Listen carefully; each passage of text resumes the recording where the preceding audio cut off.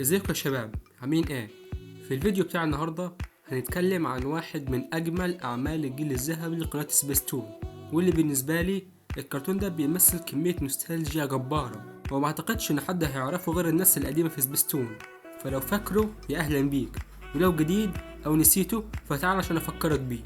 يلا بينا.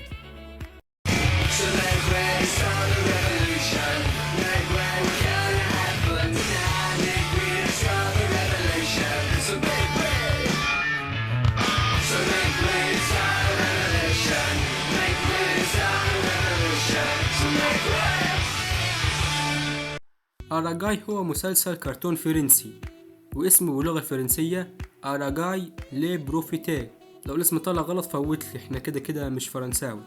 نوعه أكشن ومغامرة، اتعرض في فرنسا على قناة TF1، وكان أول بث ليه في 2 ديسمبر 2000 و4 مارس 2001 بعدد حلقات 26 حلقة.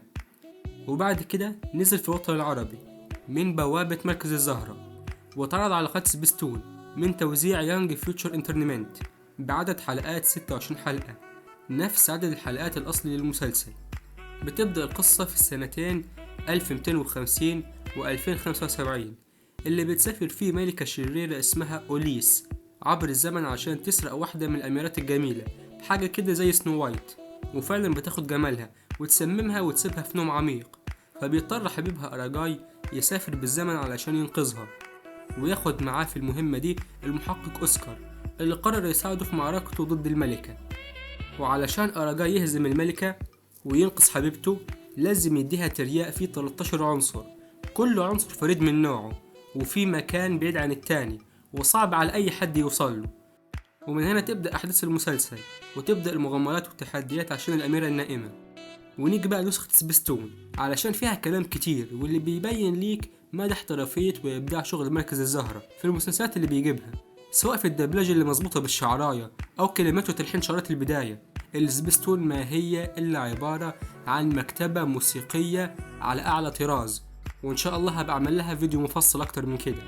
واللي قبل ما أعمل لكم الفيديو ده سمعت الشارة أكتر من 8-9 مرات من جمال الأغنية من كل النواحي، واللي رجعتني بالزمن لحظة الفرجة عليه. الفارس المبين يمضي إلى الآفاق في دربه الطويل كي يخبر الدنيا يرسل الأمل كالبركان.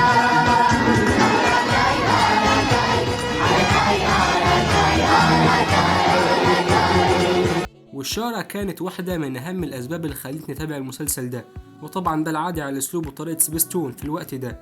ويعني طول ما هي شغالة على أي حاجة يبقى هتاخد حاجة نظيفة وتحفة فنية مدهشة من كل النواحي، سواء كانت قصة أو دوبلاج أو شارات.